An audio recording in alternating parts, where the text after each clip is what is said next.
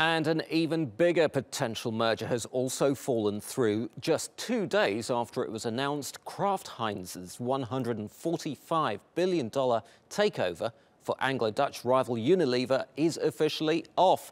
The deal would have been one of the biggest in corporate history, combining dozens of household names.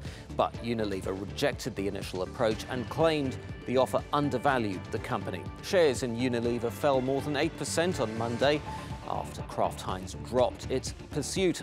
Earlier, I spoke to Craig Erlam, who's a market analyst at OANDA, and I asked him whether he thought the British government had intervened in the deal.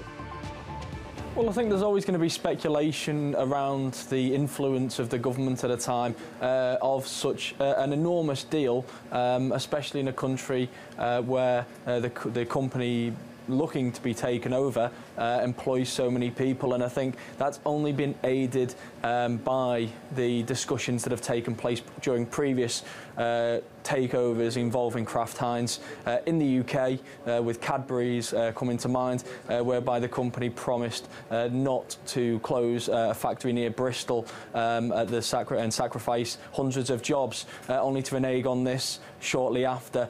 So I think this was always going to be an issue for the UK government, which it was going to look to get involved in. But then the government itself has claimed that it's had no part in the takeover collapsing, and even both companies involved have claimed that it's just simply due to the fact that they're not ready to pursue a deal at this stage.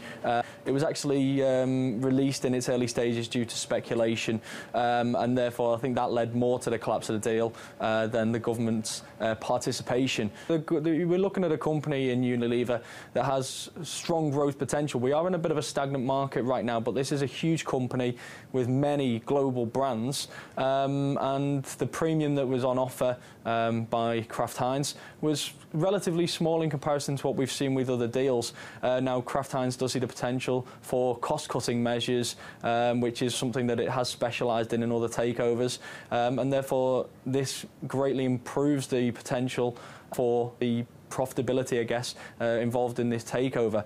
And I think Unilever shareholders will also be driving for a much bigger offer in future on the back of profit-making potential for the company generally.